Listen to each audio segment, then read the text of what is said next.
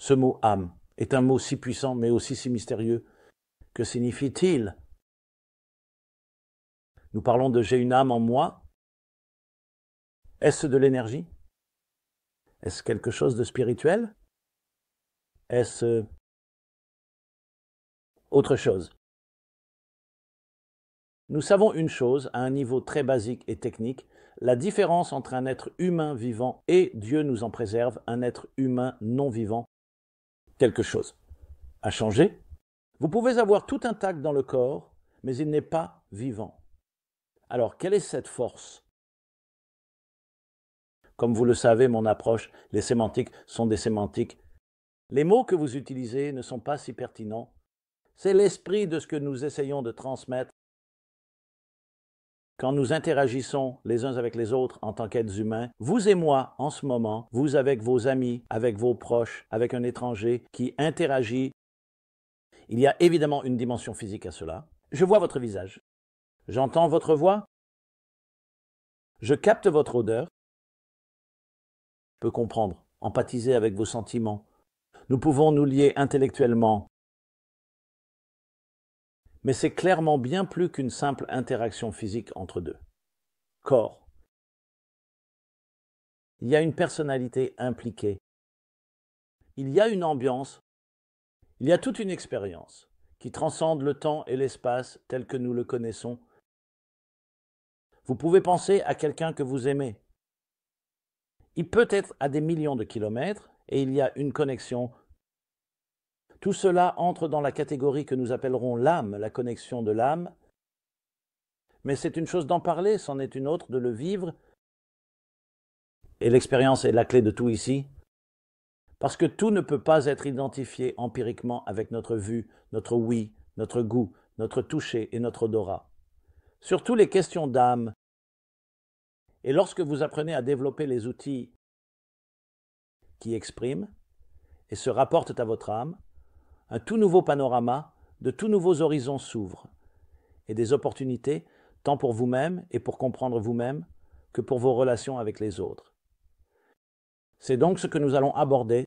Tout cela est basé sur le chapitre du corps et de l'âme, premier chapitre, de Vers une vie pleine de sens. Permettez-moi de commencer par une histoire il y a plusieurs années, probablement 15 ans, peut-être plus. J'ai reçu un appel téléphonique. C'était l'éditeur de Kirk Douglas, qui est récemment décédé, le célèbre acteur Kirk Douglas. Et elle me dit, je veux vous raconter quelque chose de très touchant. M. Douglas, que j'ai aidé avec Simon Schuster, a publié et travaillé. Édité et publié son livre, Gravir la montagne, a eu un AVC, a récemment eu un AVC, et en conséquence, cela l'a laissé quelque peu paralysé.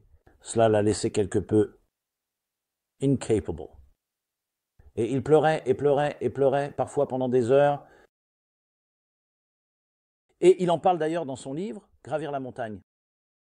Les pleurs, alors moi, ou quelqu'un. Je pense qu'elle m'a dit qu'elle l'a fait, ou quelqu'un d'autre lui a donné un exemplaire de mon livre, Vers une vie pleine de sens. Nous lui avons donné un exemplaire du livre.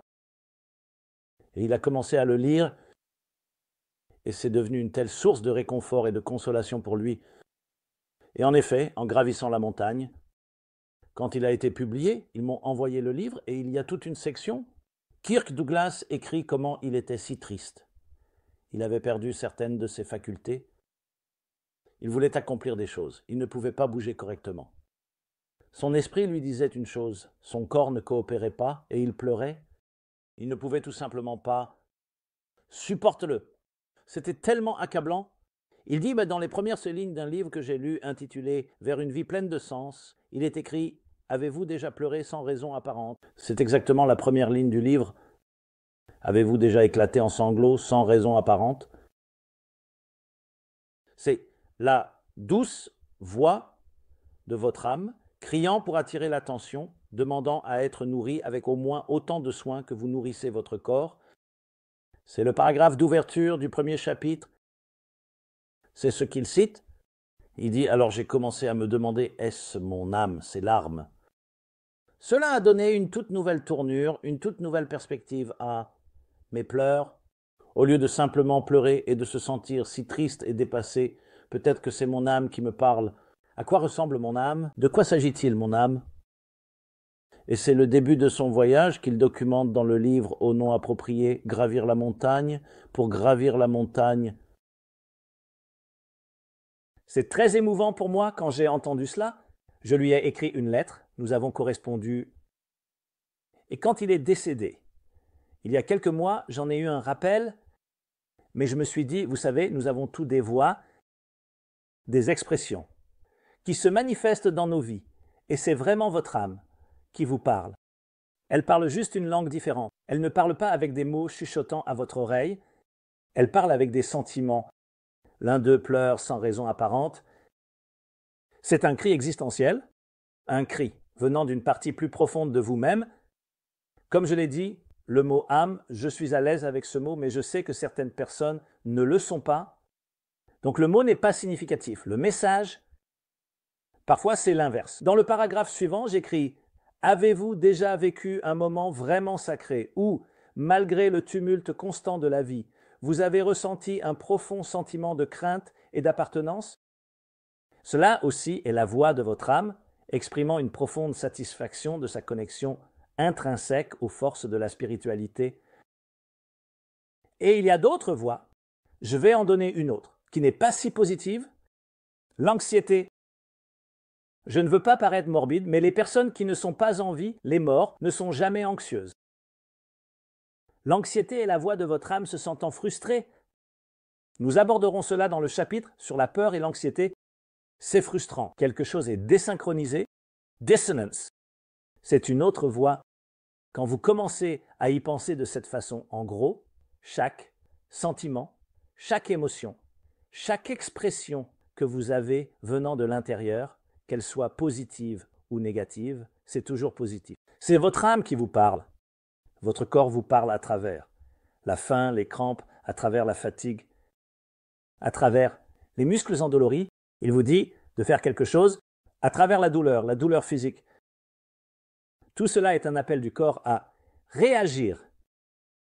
Mangez un repas, buvez une boisson, faites de l'exercice. Améliorez votre nutrition, améliorez votre alimentation, votre hygiène, et ainsi de suite.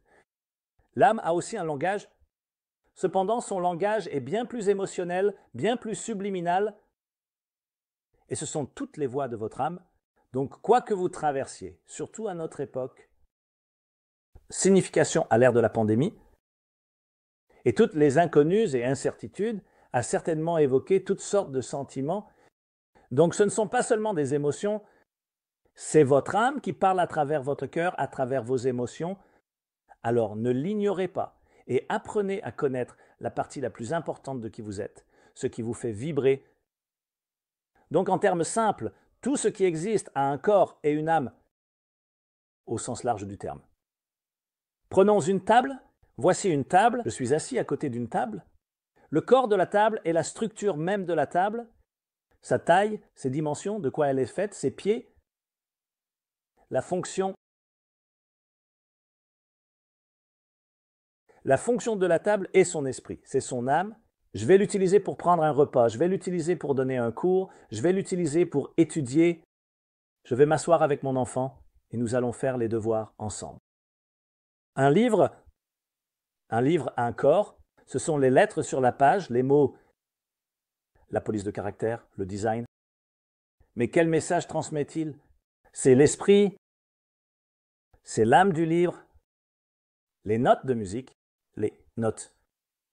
Elles-mêmes sont le corps, c'est le langage. La musique est l'âme. Nous parlons en ce moment, j'utilise des mots, mais quel message suis-je en train de transmettre? C'est l'âme. Certaines personnes ont d'excellentes compétences oratoires. Elles ont le don de la parole, elles savent comment parler, mais que disent-ils? Est-ce que cela résonne? Est-ce des mots venant du cœur? Il y a d'autres personnes qui parlent avec beaucoup d'âme, mais qui n'ont pas le bon langage. Donc elles doivent développer le corps, elles doivent développer les instruments et les outils. Alors pensez-y comme les instruments, les véhicules, les canaux, et ce qui est transmis à travers les canaux. Tout a un esprit et un corps. Donc quand il s'agit de nous-mêmes, la question simple est: quel est le corps? Le corps, nous le connaissons. les expressions que nous avons, l'âme et l'esprit à l'intérieur, l'intention, le but, notre appel plus profond. Donc, en essence, ce que vous voulez avoir, c'est une vie où votre corps est un véhicule pour votre âme, et non votre âme un véhicule et une expression de votre corps, comme un navire. Vous voulez un capitaine du navire. Le capitaine dit au navire où aller. Le navire est le moyen d'y aller. C'est le véhicule. Alors, quel est l'esprit plus profond d'un être humain? C'est votre but. C'est le but de votre vie, votre mission dans la vie. Tout comme une entreprise a besoin d'une déclaration de mission, elle ne peut exister sans cela. C'est la vision. Et la déclaration de mission. Et puis, il y a le plan tactique, le plan d'opération, le plan stratégique. Comment vous allez le faire? Le comment est l'instrument et le véhicule, le pourquoi. Et le but. Donc, en d'autres termes, vous pouvez dire ceci. L'âme à l'intérieur d'une personne est l'intention du grand compositeur cosmique pour laquelle vous avez été placé ici. Votre corps est la note musicale. Votre âme est la musique et la chanson. Donc, en un sens, être en contact avec votre âme, c'est être en contact avec votre essence fondamentale. Combien d'entre nous, nos vies sont-elles dirigées par ce que nous faisons, par les circonstances? Je demande très souvent aux gens, je leur demande, je dis, alors, qui êtes-vous? Qu'est-ce qui vous fait vibrer? Qui êtes-vous? Et très souvent, ils vous donneront leur carte de visite. Et quand je fais remarquer que votre carte de visite me dit ce que vous faites, elle ne me dit pas qui vous êtes.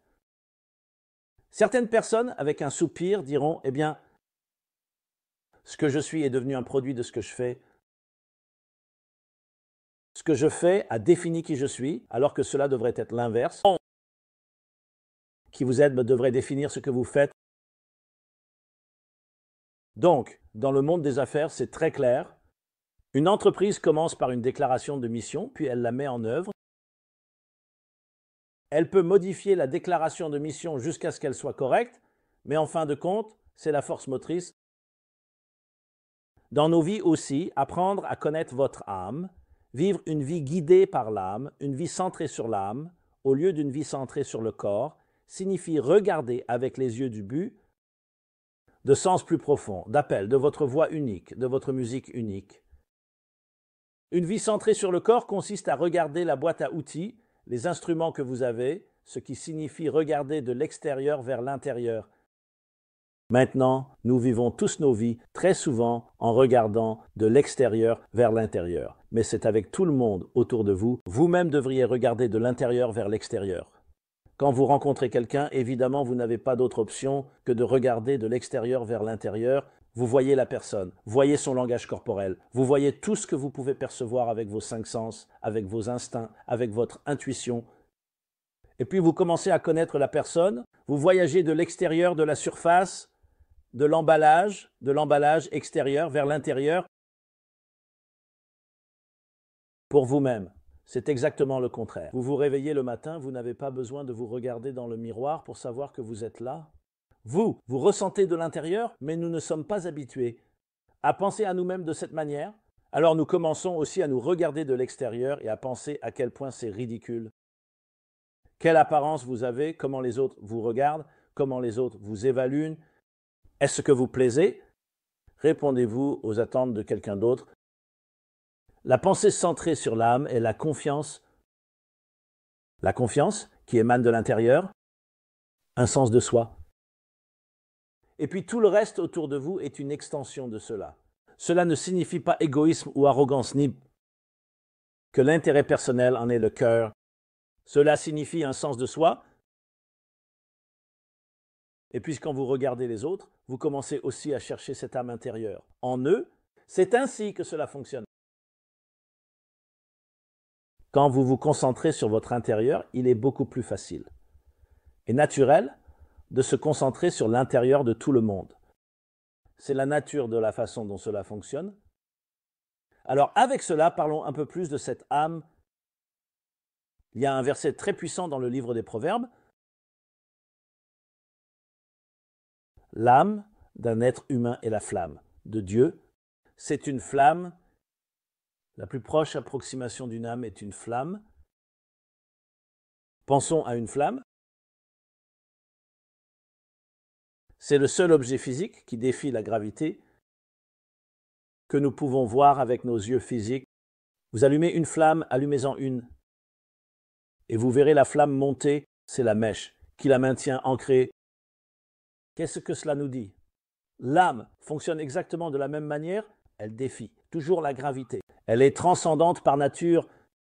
Cela signifie qu'elle cherche toujours à grandir, elle regarde toujours vers le haut.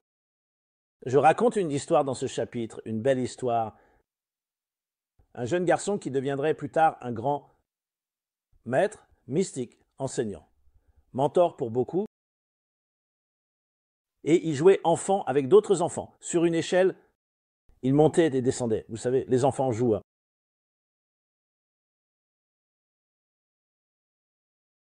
Il était le seul enfant qui avait le courage de grimper jusqu'au sommet de l'échelle. Les autres enfants grimpaient à mi-chemin, aux 3/4 du chemin. Son grand-père, qui observait attentivement, appela le petit garçon et lui dit « Dis-moi, je t'ai regardé jouer, pourquoi étais-tu le seul à avoir la force, le courage de monter jusqu'au sommet de l'échelle et les autres non? Maintenant tu verras pourquoi il est devenu celui qu'il était. » Il a dit « Zaydeh, mon grand-père. » Très simple. Quand les autres enfants grimpaient, ils continuaient à regarder en bas. En montant plus haut, ils continuaient à regarder en bas, donc ils voyaient à quelle hauteur ils étaient. Ils avaient peur. Ils sont si loin de la terre où ils ont l'habitude d'être, donc ils avaient peur de grimper plus haut. Quand je grimpais, je continuais à regarder vers le haut. Je grimpais, je continuais à regarder dans le ciel et je voyais à quel point j'étais bas. Alors, cela me motivait à grimper plus haut. Nous avons tous ces deux options dans tout ce que nous faisons dans la vie. Nous regardons en arrière, nous regardons en bas, et souvent nous disons « Regarde jusqu'où je suis arrivé ». Cela te donne même un certain sentiment de fierté. Je n'ai pas besoin de grimper plus haut. Tu es avec d'autres personnes qui ont moins accompli que toi. Il est presque certain que tu ne seras pas motivé à grimper plus haut, parce que tu dis « Regarde, comparé à eux, regarde à quelle hauteur je suis ». Mais quand tu es entouré de personnes qui ont accompli plus que toi, quand tu te fixes des objectifs qui vont au-delà, de nouveaux horizons, tu vois à quel point tu es bas, tu vois combien tu as accompli peu comparativement parlant, c'est un motivateur, c'est ce que l'âme fait à l'être humain. Nous avons ces deux voies, l'une dit tu en as fait assez, pas de problème. Procrastiner, tu peux être un peu paresseux aujourd'hui. Tu n'as pas besoin d'être si motivé. Si tu as besoin de ton orgueil, pense à tous les accomplissements que tu as réalisés hier, avant-hier. L'âme est une flamme. Les flammes ne pensent pas comme ça. Une flamme vacille toujours, lèche toujours l'air, en veut toujours plus. Regarde la différence. Il y a une expression hassidique qui dit qu'un animal, créé pour un but particulier, n'a jamais vu le ciel parce qu'il marche à la 4 pattes. Donc leur visage est généralement tourné vers le sol ou proche du sol. C'est pourquoi nous regardons les animaux. Avec tout le respect qui leur est dû, ce n'est pas une insulte, car c'est exactement ce qu'ils sont censés être, une partie de la structure de la nature. Ne cherchez pas à construire de meilleures maisons, à avoir 2 maisons, à avoir 3 voitures, à avoir de meilleurs téléphones portables, des télécopieurs, à apprendre à voyager. Ils ne se préoccupent pas des quarantaines. Franchement, ils ne vont même pas chez les thérapeutes et n'ont pas de névrose. Ils sont calmes, dans une béatitude animale, paissent dans les prairies ou où que soit leur habitat, se nourrissent, se reproduisent, protègent leurs petits, assurent la prochaine génération. Ils sont complètement satisfaits. Ils vivent dans les mêmes habitats aujourd'hui qu'il y a 1000 ans. Les êtres humains sont toujours agités. Ils cherchent toujours à s'améliorer. Meilleure maison, meilleure technologie, meilleure médecine, ce qui a aussi l'autre côté, oui, que nous pouvons avoir des névroses et que nous pouvons être très... L'agitation peut se transformer. L'angoisse peut se transformer en anxiété. Mais nous cherchons, imaginez simplement, combien de milliards, sinon de trillions de dollars, nous avons dépensé sur la seule NASA, les voyages spatiaux, l'exploration de l'espace pour satisfaire une chose, la curiosité humaine. Nous voulons savoir ce qu'il y a là-bas. Nous voyons les cieux, nous voyons les étoiles, nous voyons les planètes. Y a-t-il de la vie là-bas? Y a-t-il quelqu'un comme nous là-bas? Qu'y a-t-il là-bas? Qu'y a-t-il sur cette lune? Parce que c'est ainsi qu'est un être humain, une flamme vacillante et agitée, cherchant, atteignant, transcendant. Cela a ses défis. Beaucoup d'entre nous préféreraient parfois le bonheur animal. Je connais un cardiologue, un homme très beau, une belle âme, mais il a une vie très difficile. Il m'a dit une fois: « Rabbi Jacobson, pouvez-vous prier pour moi pour un jour de paix totale, de calme total ?» Vous savez, il a un bon sens de l'humour. Alors je lui ai dit: « Vous voulez dire comme une ligne plate ?» Alors il a dit: « Non, non, non, non, non, pas aussi calme. Une ligne plate, bien sûr, sur un cardiogramme, c'est la dernière chose que vous voulez voir. Cela signifie que le cœur s'est arrêté. À quoi ressemble un cardiogramme, un cœur en bonne santé? Une onde équilibrée. Elle a ses sommets et ses vallées. Si les sommets sont trop hauts et les vallées trop basses, trop d'anxiété ou trop de résolution, trop de tension ou trop de résolution, vous avez besoin d'équilibre. Mais la vie, c'est tout au sujet d'une onde, c'est tout au sujet des cycles. C'est une énergie pulsante. Les mystiques l'appellent Drotsi. Échouve, chercher et revenir. Tension et résolution. Une mesure saine d'angoisse, de se sentir motivé et agité parce que vous voulez aller plus haut, est un élément très sain. Trop de calme, où tout va bien, n'est pas cohérent avec l'esprit humain. D'un autre côté, l'anxiété, qui n'a pas de résolution, l'anxiété, où vous êtes tellement frustré de ne pas avoir atteint certaines hauteurs sans intériorisation, est tout aussi difficile. Ainsi, la voie de notre âme, mes amis, est la chose la plus saine et la plus importante à laquelle nous devons accéder. Je suis toujours touché par la ligne tragique du poème d'Oliver Wendell Holmes, The Voiceless, où il dit « Hélas, pour ceux qui meurent avec leurs chansons encore en eux, hélas pour ceux qui meurent avec leurs chansons encore en eux. » Souvent, les gens l'associent à la phrase de Thoreau. La plupart des hommes mènent des vies de désespoir silencieux. Nous avons une chanson en chacun de nous.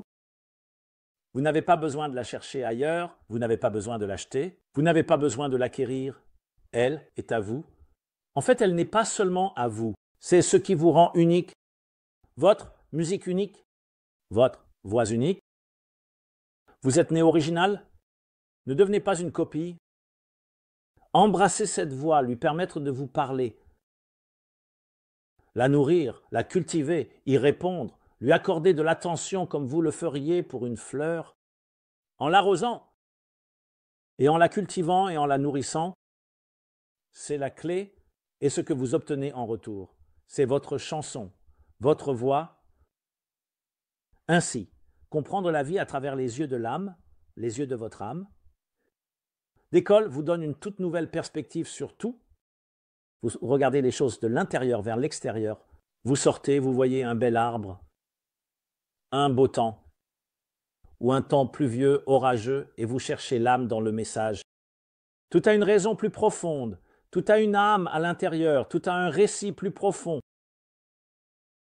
Alors puissiez-vous tous être bénis, puissions-nous tous être bénis pour toucher cette âme, surtout en ces temps turbulents comme maintenant, où une grande partie de nos vies extérieures a été bouleversée, perturbée, à de nombreux niveaux, que ce soit la pandémie de Covid-19 ou la pandémie des tensions raciales, qui mijotent depuis longtemps. C'est une opportunité de regarder les choses avec une âme, de regarder un autre. Les âmes n'ont pas de couleur. Les âmes ne sont pas définies par la race. Elles sont définies par votre mission divine. Et chaque personne sur cette terre parmi nos 7,5 milliards de personnes, a une mission d'âme unique et indispensable dans ce monde. Cherchons-la, embrassons-la, exprimons-la. Et quand cette voix est exprimée, et que j'exprime ma voix, et que vous exprimez la vôtre, et que tout le monde autour de nous, nous encourageons chacun à exprimer la voix de l'autre, nous aurons cette belle symphonie. Que d'une part, chacun est indispensable, d'autre part, nous nous complétons tous dans une grande, vaste chanson cosmique. Cela transformera ce monde. Au lieu d'un monde d'hostilité, de distance et de séparation, un monde d'harmonie dans la diversité. Soyez bénis et portez-vous bien. Merci.